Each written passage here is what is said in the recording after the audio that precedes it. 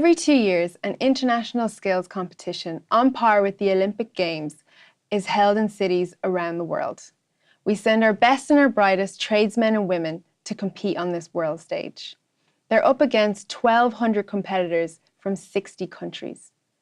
In an arena in Sao Paulo, Brazil, our Irish national champions compete against the best in the world, demonstrating their skills from construction to aircraft maintenance and from beauty therapy to restaurant services. For the men and women competing from all corners of the world, this is their Olympic Games.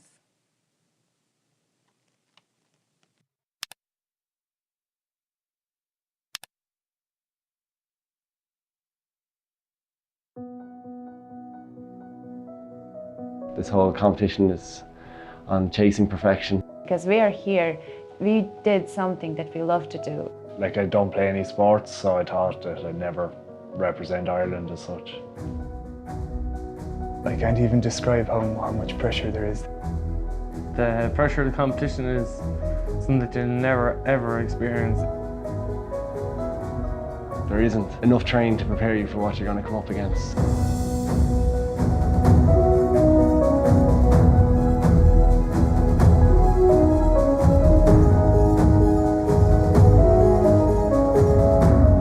I never really completely committed to certain things. This time, I thought it was one chance to absolutely give it everything. World skills is huge, the pinnacle of your professional career if you're a tradesperson. It's unbelievable to be even in the same arena as someone with talent. You're thinking in your head about all the friends and family that you have back home and people from college and everyone who is cheering up for you and wishing you good luck. You want to do good and make everyone proud, and you want to do your country proud. All the cameras and the media and just the public attention stood outside your work area.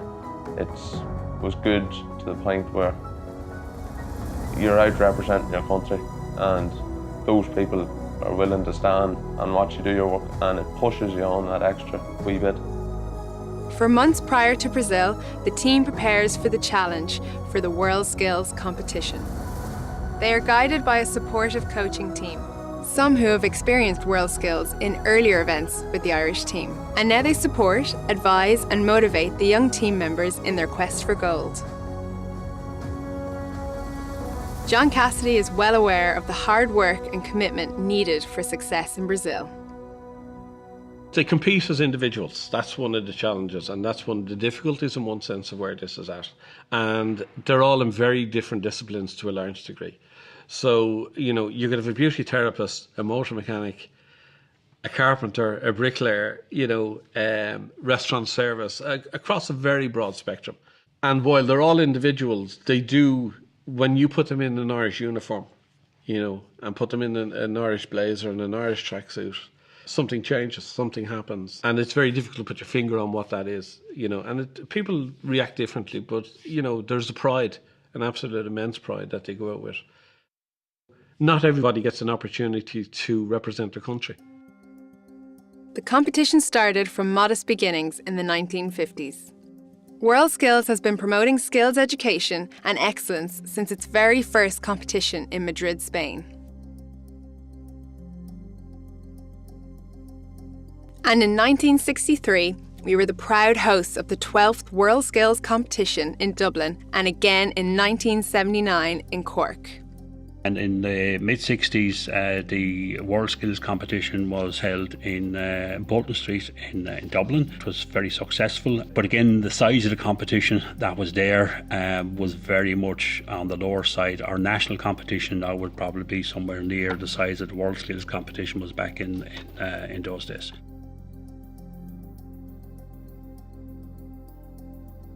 It's difficult to comprehend for people how big it is to start with.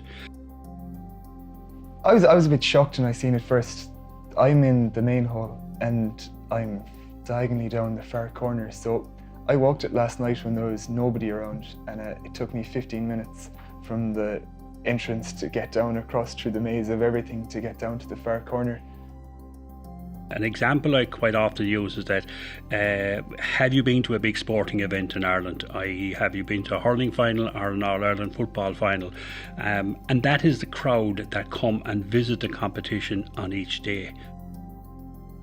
Competitions are held over 4 days, and it's how you perform and the level of performance over 4 days. You can have a good morning or a poor morning, and if you can perform consistently for all of the modules, all of the time sessions, then that's the key to getting a good result at World Skills.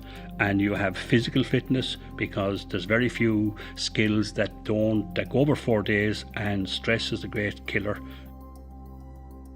It's a very important point for anybody starting out in their skill life, that if they have an opportunity to get involved in a national competition, to please take it, because it will improve your skills, but also it will open up an opportunity for you to be the best in Ireland. And if you are the best in Ireland, it'll also maybe open up an opportunity for you to take part in a world competition. The role of the coaching team and craft experts was vital for this major event. From the training at home in advance of the competition to the daily support offered to the competitors, their hard work didn't go unnoticed. What I took especially was the two Johns that didn't really know me at all, but yet they had such faith in me, and they really believed in me no matter what happened. I couldn't have done it without the two Johns. They're immensely supportive. Each morning the speeches and the motivation that they give you, and they wish you always best of luck. John Cassidy every morning would pass around his phone with kind of like a quote, a motivational quote on it, and so it would give you something to think about while you're walking from here up to the area and waiting. You get very, very close and attached to all of the team. It's a bit like watching your son or daughter perform at a football match or a hurling match. You're almost in there looking to give them a push on, and if something happens to them or you perceive something is happening by somebody, you're very, very upset.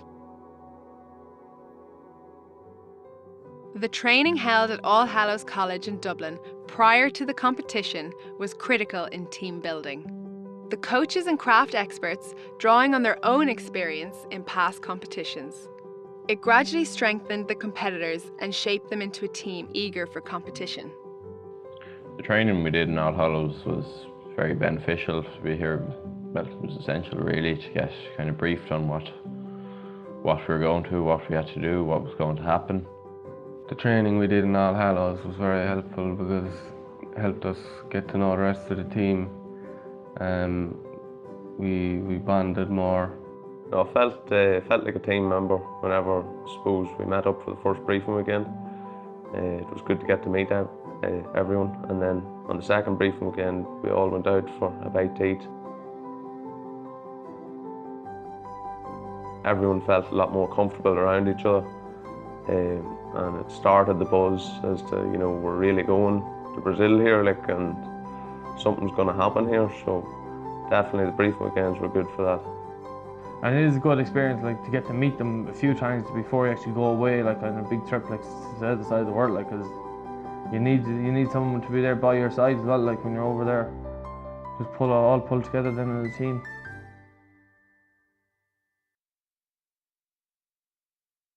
Mary Beads was another important member of the support team, always on hand to help and advise during the competition, and sometimes seen as the mother hen who kept things running smoothly.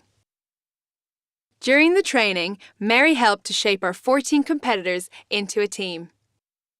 So in advance of going to Brazil, we would have met them as a team on 3 occasions. So we would have had overnight stays where we would have brought them in on Saturday mornings, done work with them during the day in various different things. Their experts would have been there in some days. And then we'd do some form of a team thing. We went bowling one night. I think we went to the dogs another night. Just things of socialising, things for them to get to know each other. At the beginning, we were just 14 strangers, but now we become as one, and it's been very good, and it's nice to see we feel for each other, We are there for each other every time. If someone has a bad day, we are there for that person. And if you have a good day, then you're there again. So it's great. You're here all alone, all away from family and friends, my wife, but you need other people to help pull you through, and having the team together means a lot. At the end of the day, they're going out to do a competition on skill. So getting the balance right between preparing them for their skill and preparing them for the fitness side of things is difficult, because, you know, people can have the idea that, well, sure, as long as they're skillful, they'll manage the 4 days. But if they're not mentally and physically fit, they won't be able to endure the 4 days. Mary's been great. I think it's always good to have someone she puts you, if you're in bad form, she'll have you in good form in no time. Did you eat? What did you eat? Well, Mary brings us all together and keeps them straight and narrow. And Mary Beads is absolutely brilliant. She's kept everybody going for this trip. She's like the Energizer Bunny. She never gives up at all. She's extremely positive and an extremely strong person. She's the backbone behind the team. I think everybody would agree with that. You try and explain to them, you show them videos, you bring in past competitors to talk to them, you get them to look up stuff, you know, you try and do a lot of these things, but really until they go and see it and get through the first couple of hours, it's very difficult to prepare them. So you can only do as much as you can, really, within the constraints of the time that you have with them. You're hoping then that the experts are doing bits and pieces with them, because they would have more contact with them during the preparation phase. Reality hits as the day of departure arrives. All that was standing between them and the 43rd World Skills Competition in Sao Paulo was 14 hours of flying time. You can't really prepare for this event and experience, because it's hard to describe what it's like, really. it's a different competition every year. It's only getting tougher. There's only more countries going in it as well, so you have to be realistic as well. You can't really prepare for the scale of the whole competition. You couldn't replicate the crowds, the noise, the size. After a long journey, the vast, sprawling city of Sao Paulo awaits them.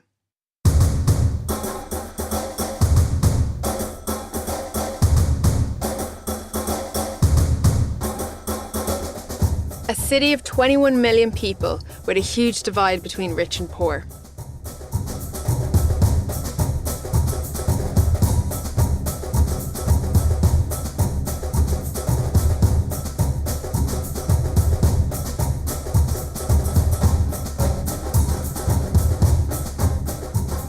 For 4 days, our team will march into this vast arena and compete for gold against the world's best.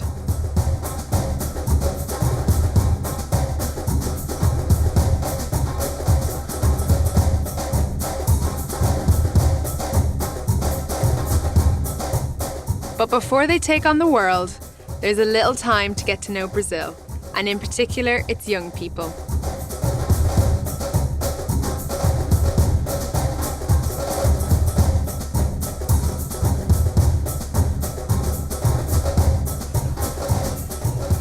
One school, one country, I suppose it's a programme that is linked with the World Skills, where every country, and in some cases depends on the size of the team, you might be 2 countries together, would be attached or twinned to a school.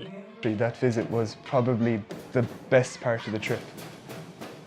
To see what they can do with so little is unbelievable altogether. They have very few facilities and they're doing an absolutely immense job. It's brilliant.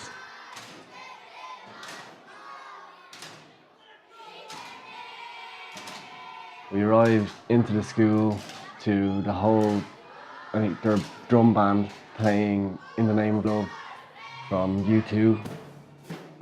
So the kids were all lying down the stairs leading down to the kind of break area. So we got to walk down through them with them banging their drums and singing and smiling and waving to us. It was great.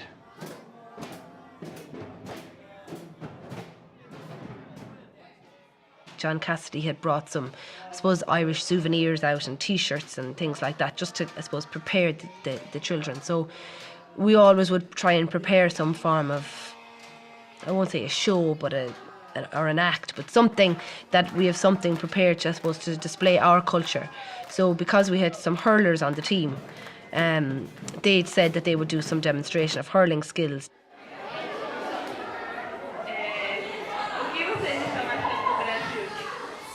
What are you thinking your impressions of Brazil? Muito bom. Eu gosto do Brasil muito, muito.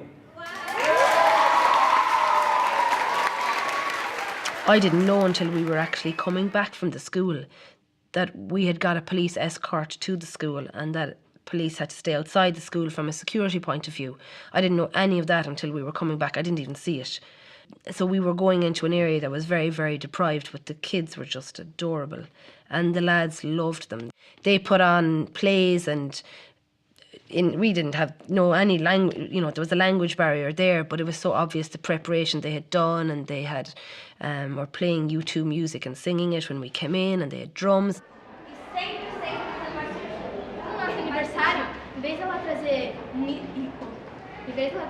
The idea being trying to encourage them that skills would be a great thing to do for a career. Hopefully we'll have inspired a bit of motivation for them to continue their studies and become like us, I suppose, because anyone can.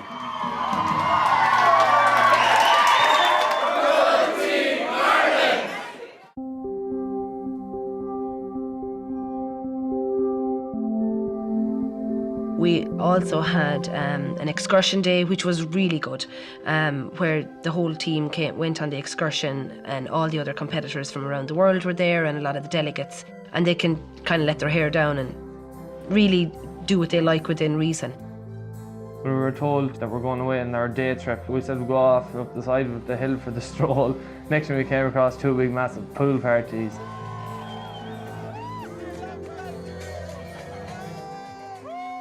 One thing I'd said to the guys was, do not get into water. We were kind of half warned not to go into them before. The last briefing weekend we went to, it was one of the first things out of Mary B's mouth. Do not go near the swimming pools, do not go near saunas and all this crack, and don't be at it. You'll get hurt or you'll get injured, and things in the floors and I have a little bit of a fear of water. I can't swim, so I felt, well, if they're in there and there's something happens, I can't help them because I can't swim.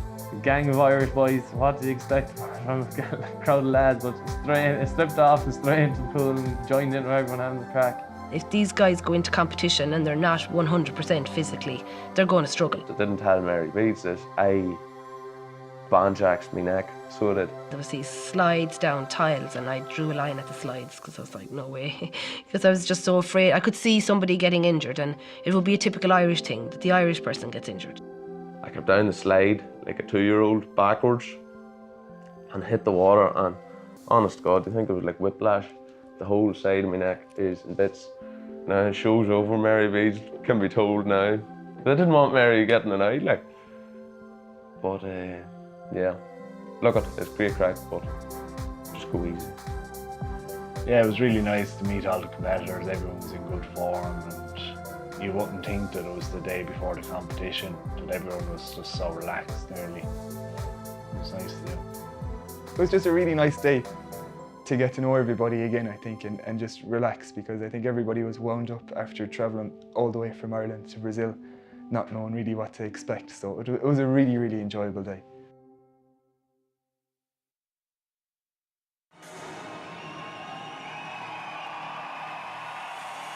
Just like the Olympic Games, the opening ceremony of the World Skills was a spectacle, showcasing the very best of Brazilian music and dance.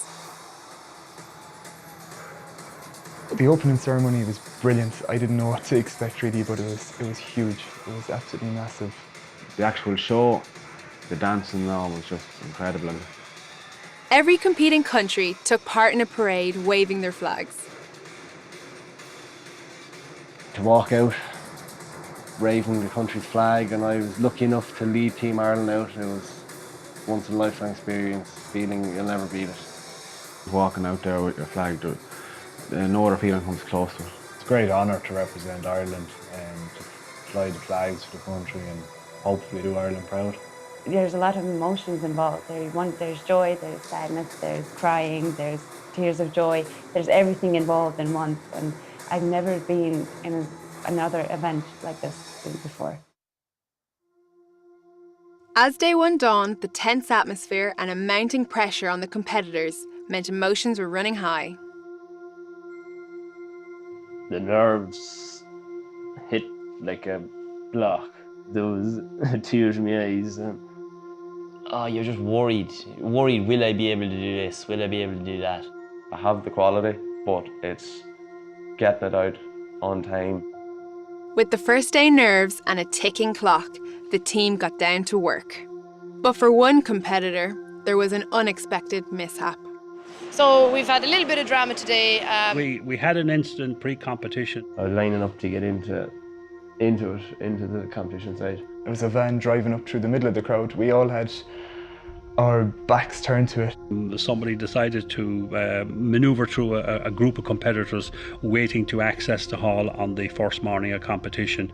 And next thing I heard was just this bang, and I turned around and Donald was there and he was hopping. I felt my foot going over at an angle, and I thought there was someone actually behind me. Like, I turned around and there was a van sitting on my heel. The wheel of the van rolled up on the heel. I twisted my ankle, and I'd say it was sore. Thankfully, Donald was wearing his steel toe-cap boots at the time, and whereas the foot was quite badly bruised. But he's in good form, he's in good spirits, and he's a great guy, and we just hope that it won't deter him. I think in actual fact it helped knock some of the nervousness out of him, because he was very nervous this morning. If the two Johns were to say that to us at the start, you know, is going to happen, we wouldn't believe them, but after 4 months, go all the way to Brazil, no hiccups, and then get driven over by a van in a crowd of 1,200 people. One person, like, it's sick, isn't it? With the first day down, the team reflect on their performance. Day one went, well, the morning of day one was really good. My afternoon didn't go as well. I had a problem with my French gel, it didn't cure in the lamp. Day one competition was good. The morning, tore into the morning. I was very happy. Back after lunch, my head was just all over the place. I don't know, did I just break the concentration or what happened? I was just leaving tools here, there, everywhere, and I was just constantly running around looking for them. Day one, I was never as nervous in my life. I'm not a nervous person, but it was unbelievable. Your head will just freeze the minute you walk in, and you're just like, oh, this is actually happening.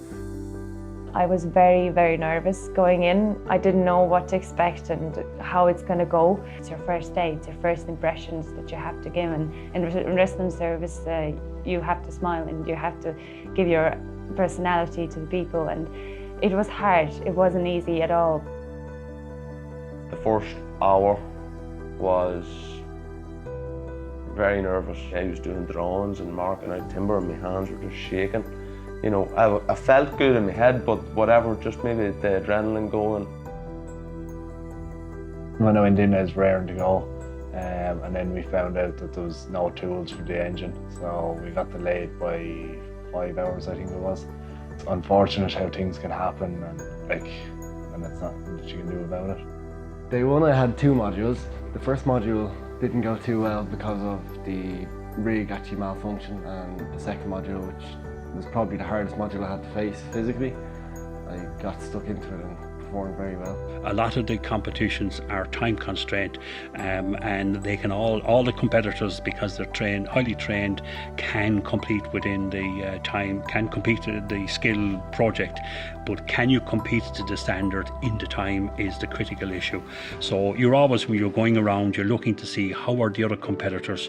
At this stage, I have a good idea from most of the skills we're involved in who the competitive countries are in terms of who the likely gold medal winners are in these skills. So you're looking and you're saying, well, the Irish competitor has this amount done versus the other person has that amount done, and you're just doing an overall scan to see where are you within that scale, to make sure are they ahead of time, behind time, or how they're doing.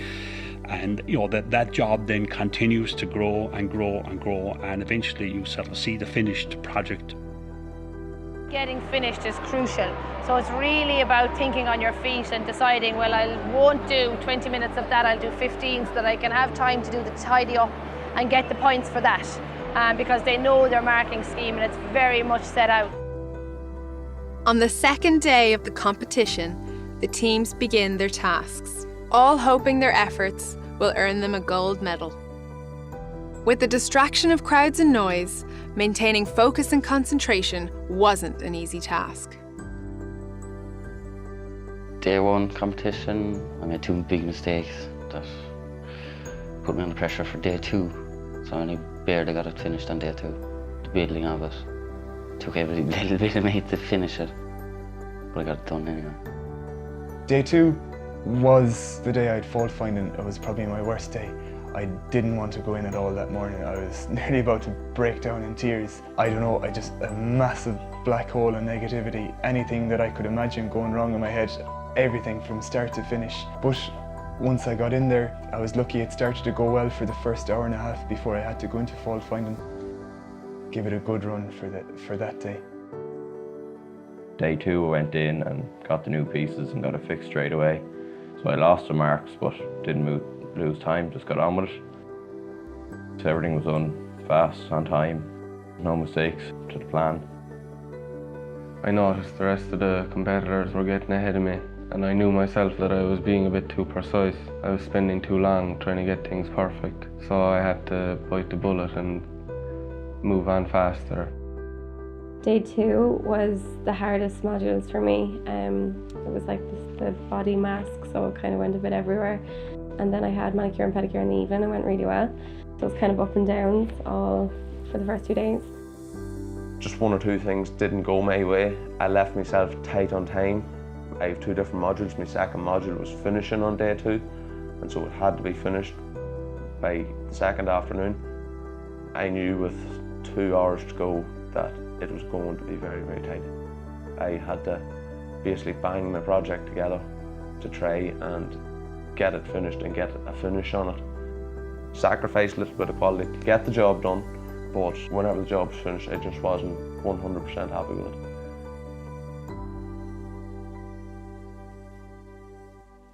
While any high-achieving team must rely on their skills and experience, the mental attitude and positive mindset is critical to get right.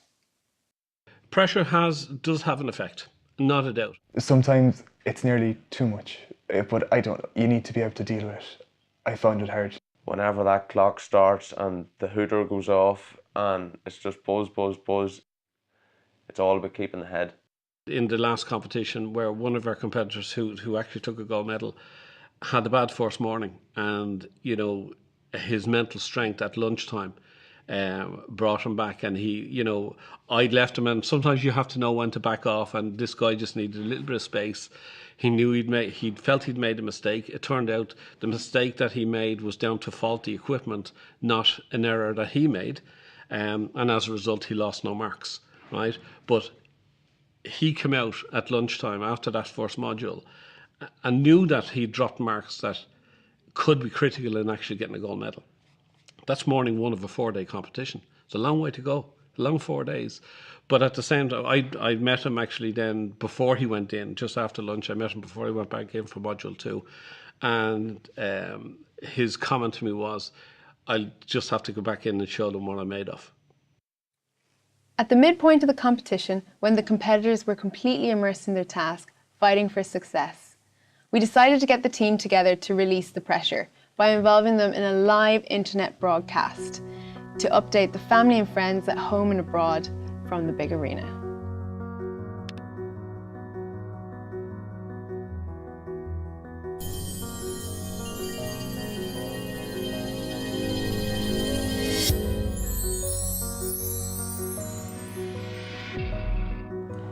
And welcome back to our second live show here in Brazil, in Sao Paulo, in the World Skills 2015. What was really impressive about the digital streaming this competition, it was our first time in attempting to do this, but it also helped in the sense that it kept the parents and loved ones in Ireland aware of what was happening with each of the competitors. Great knowing that my parents and my family could watch exactly what was going on here and really get a feel for what was happening.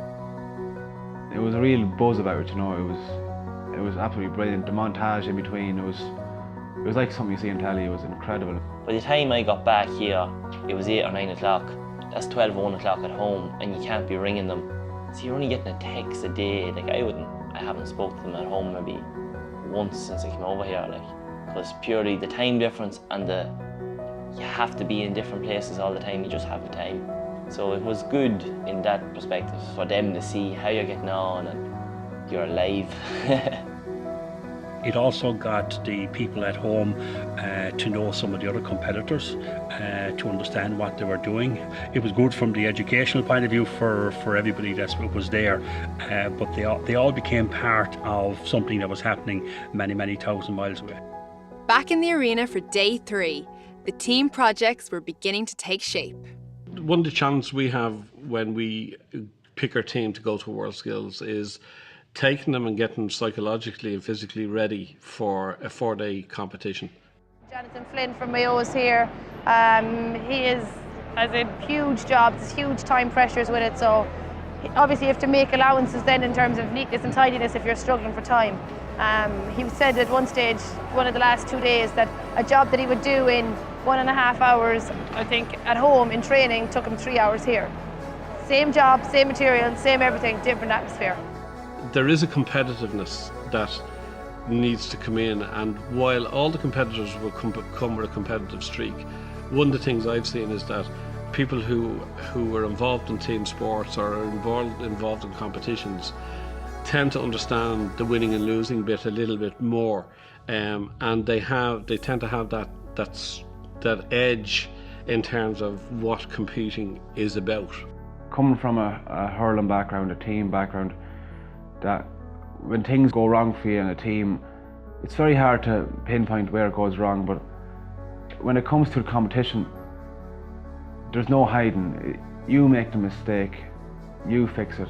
Irrespective of the size of the team, we try to ensure that every competitor going out will have that edge. Every competitor that leaves Ireland for any international competition leaves with the possibility of a gold medal. That is where we're coming from. We don't go out only to compete.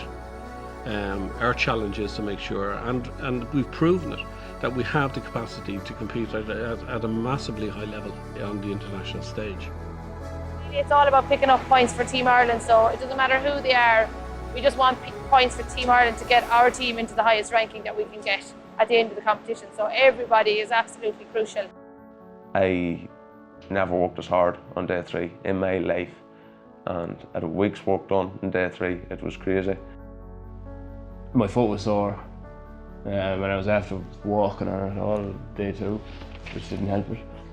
Day 3 I was a bit nervous because I had to get, if I didn't get it done, I was out. There was no day 4. A small bit behind in day 3, just flat out under pressure, but I just put the head down from the word go and tore into it. I was very happy with it and all the tasks I did, and it was a very, very good day for me. The afternoon I had engine management, and I was quite nervous about it because we didn't have the car in Ireland, so I didn't get a huge amount of practice. It went really well. I was delighted with that one. By the end of day 3, I caught up to them. I was happy, like I'd take a few shortcuts to get there, but lose a few marks, but you have to do there to get the bigger marks, get all my pressure tests done and a whole lot. Just you have to keep fighting for it. The actual physical stress you be under, and you come home in the evening and you're just wrecked. You just want to lie down, get the weight off your feet, your knees, everything be killing you. It's just great to get home and just pan out on the bed. Every night, I suppose, you'll have the self-doubt that you can't do it, even though you know you've done it 100 times before. Like the speed that you have to work at is just crazy. You never ever do it in your life. As day 4, the last day in the competition approached, there was a new perspective, a new questioning by the competitors about their performance, their level of success or possible failure. Ireland has had a record for success, particularly when our size and population is considered, all adding to the pressure as the competition was drawing to a close. You could train for 10 weeks or 10 months and nothing would prepare you, I don't think. Nothing would totally prepare you for those 4 days. Everything was different, everything was new to me, and you're just worried, will I be able to do this, will I be able to do that?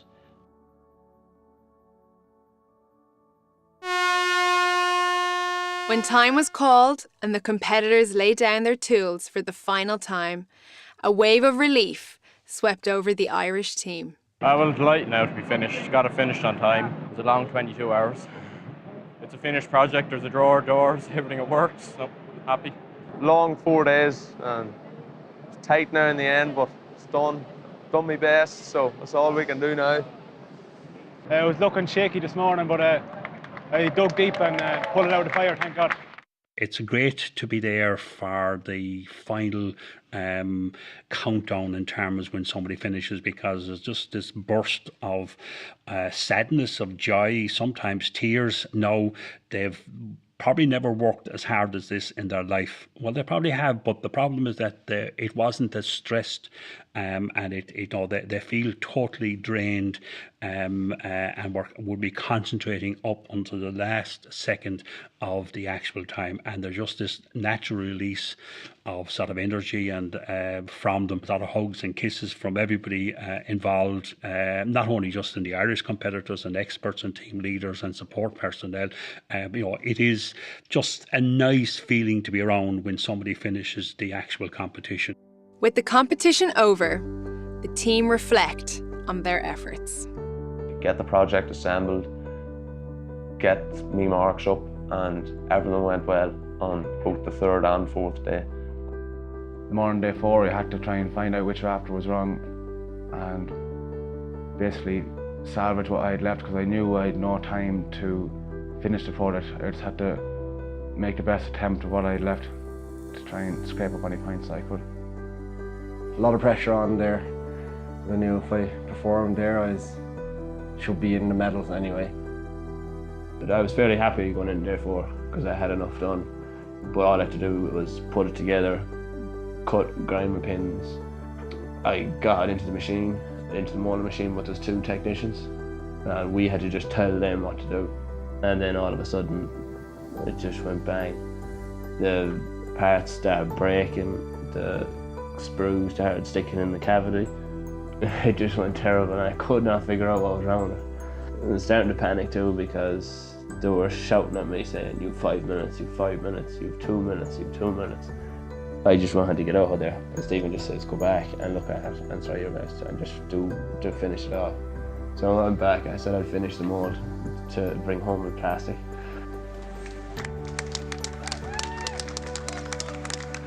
I got my plastic. I stand it here. So much work for that little bit of plastic. It came out good. 11 hours for that.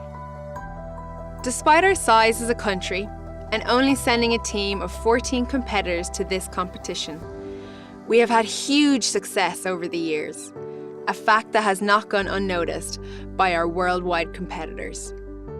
I've often found talking to competitors when they've come back from competition, and maybe they've travelled the world and gone to Australia, gone to Canada, gone to the US, they come back and they kind of say, we're much better than anything I've come across in these countries. And it wasn't just because they now realise that even if they hadn't been involved in the competitions, their skill level and the system that we have of educating and training people in Ireland is significantly better than what most people receive across the world. But it sometimes takes people to travel to find that out. It's very hard to see that from inside this country at times. We are in many cases at a much higher level, and you only have to look back at the recent downturn in the construction industry, and most of the Irish World Skills team come from the construction industry, and most people out of that system had no difficulty in getting work in Australia and getting work in Germany and all over Europe. Such was the skill. No, people realised that the skill levels that were there were transferable and were easy to do. I know quite a number of very successful construction companies that have developed, and they've all developed and been developed by people that went through an apprenticeship. So it is sometimes a very good foundation for not only owning but having a successful business built around you as well. This is it, the last 3 months is for this. I know I have done my absolute best, and I have given 100% in every day that I was there. So if that is good enough to get a medal, I will be very happy about it. So I know I've done my best, so it will be a great evening, I'm sure of that. I'd love to get onto the podium. I don't know. I'd be 95% confident I've got my medallion of excellence. So I'll be happy with that. If I don't get that, don't talk to me. Just leave me alone. Hopefully I'll scrape a medallion. I'd be absolutely over the moon. I certainly don't want to go home empty-handed. It's quite possible, but I'd love to scrape a medallion to come home with something. My skill, aircraft maintenance, has won gold every single time in the World Skills, so we have 3 in a row. Who knows, it might be 4. I'm looking forward to tonight. I'm not expecting a podium. I'd settle for a medallion of excellence. To be honest, I'd be surprised if I get a medal, but it'd be nice to get something. In terms of Irish competitors, for the last 5-6 competitions, Ireland has had 15% of the competitors that went out to World Skill won gold medal. Oh, the gold medal. Let's see the gold medal first. The gold medal goes to Alina Francisca, and the bronze goes to Anderson!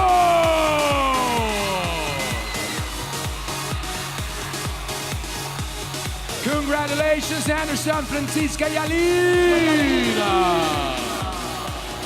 The girls' power. 5, 4, 3, 2, 1. Gold goes to Ross Sweeney! And the silver goes to Shane Hadley.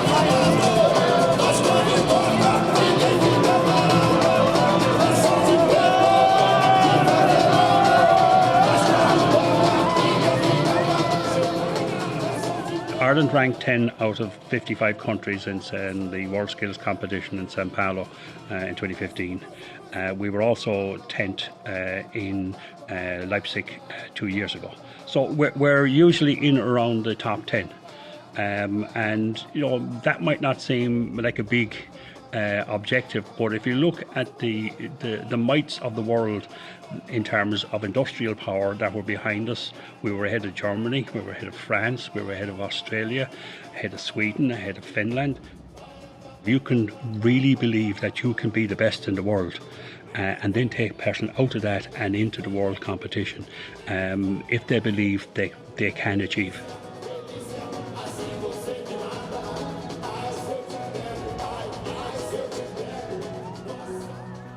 The whole experience of World Skills has had a massive effect on me.